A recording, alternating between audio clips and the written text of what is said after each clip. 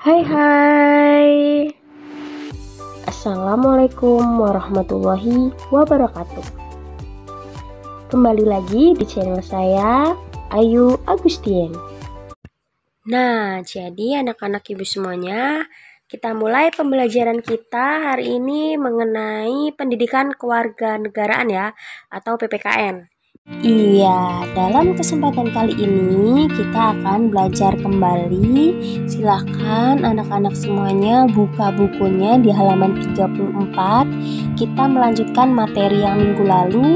Sekarang kita bahas mengenai amandemen Undang-Undang Dasar Negara Republik Indonesia tahun 1945.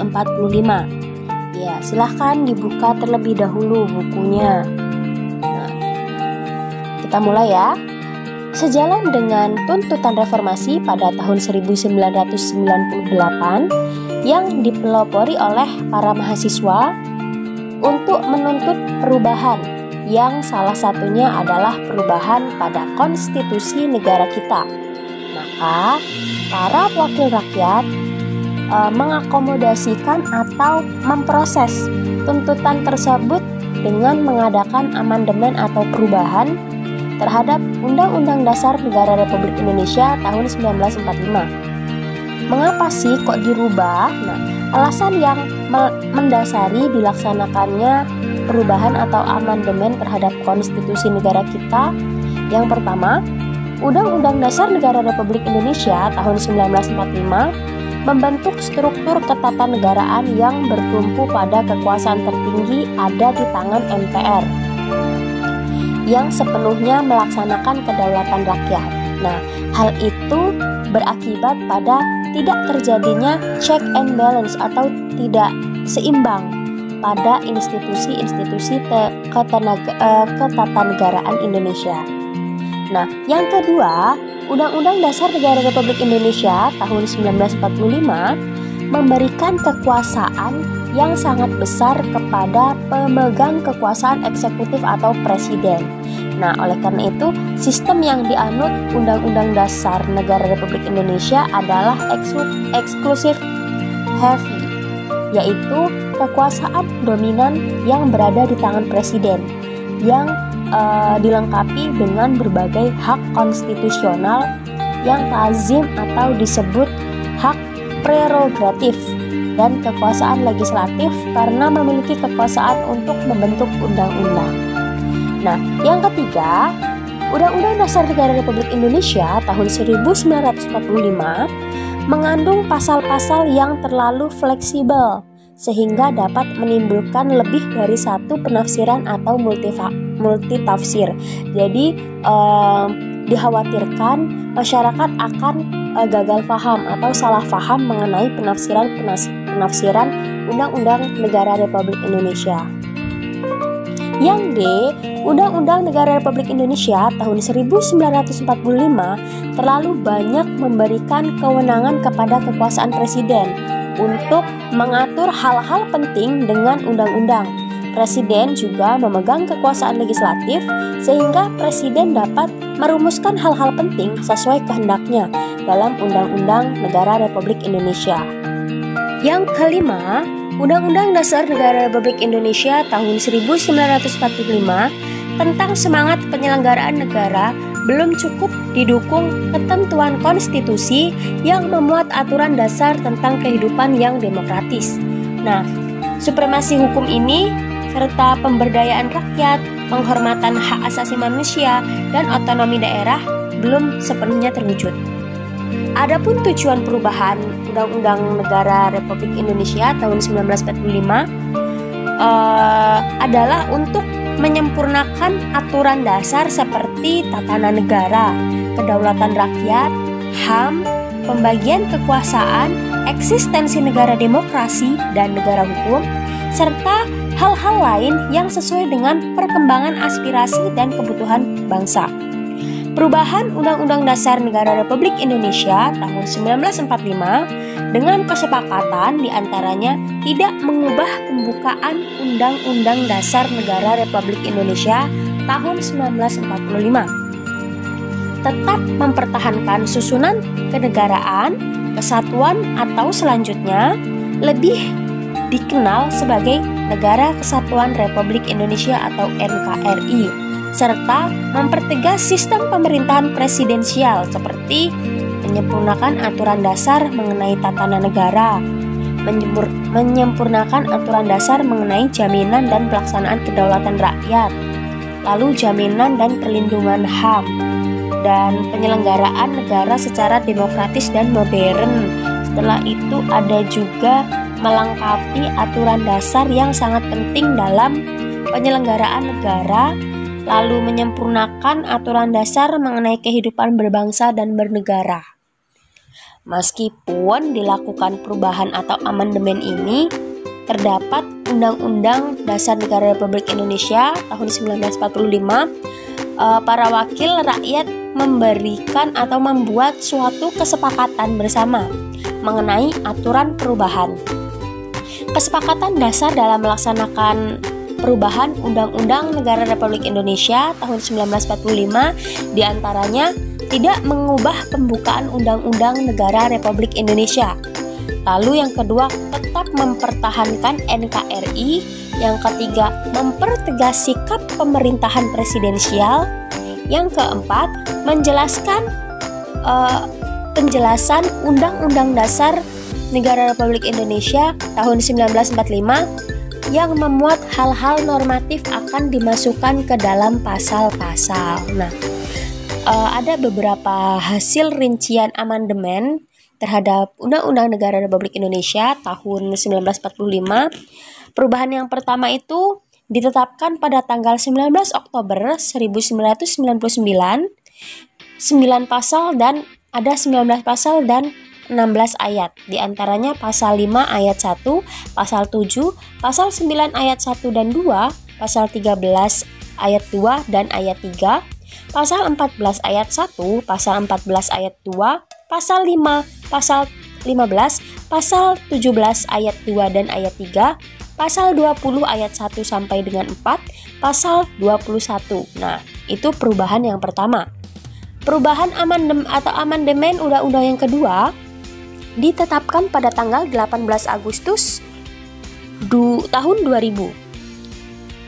Nah, adapun perubahan diantaranya pada bab keempat tentang pemerintahan daerah, bab ke-7 tentang DPD, bab ke-9A tentang wilayah negara, bab ke-10 tentang warga negara dan penduduk, bab ke-10A tentang hak asasi manusia atau HAM, bab ke-12 pertahanan dan keamanan, bab ke-15 bendera, bahasa, lambang negara, serta lagu kebangsaan. Nah, pada perubahan yang ketiga ditetapkan pada tanggal 9 November 2001. Nah, adapun bab ataupun hal-hal yang dirubah dalam amandemen kali ini yang ketiga yaitu bab 1 bentuk dan kedaulatan, bab 2 mengenai MPR, bab ketiga kekuasaan pemerintahan negara, bab ke-5 pemerintahan negara, Kementerian Negara, bab ke-5 Kementerian Negara, bab ke-7A DPR, bab ke-7B pemilihan umum atau pemilu, bab ke-8A tentang BPK. Nah, itu tadi perubahan atau amandemen dari Undang-Undang Dasar Negara Republik Indonesia 123. Nah, yang keempat, karena di sini perubahan amandemen itu ada 4 kali ya. Yang keempat di sini ditetapkan pada tanggal 10 Agustus tahun 2002.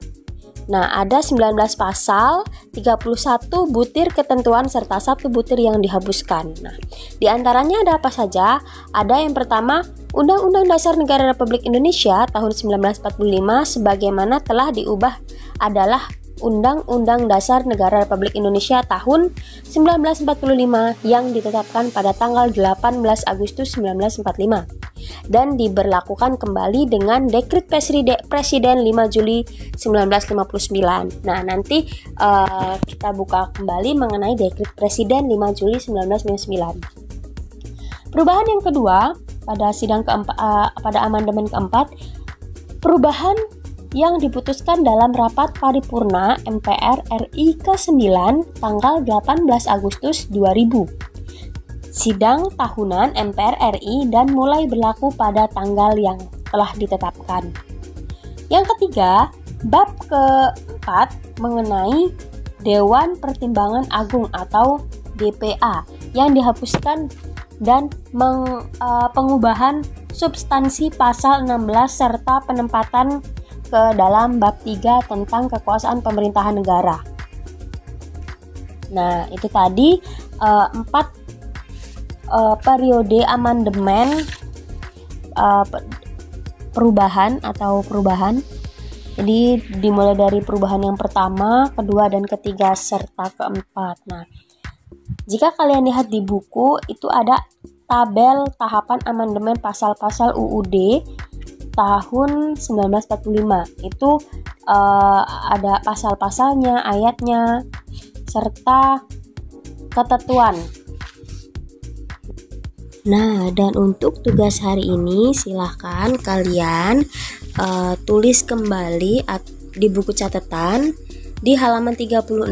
Silahkan kalian tulis kembali mengenai tabel tahapan amandemen pasal-pasal Undang-Undang Dasar Negara Republik Indonesia tahun 1945.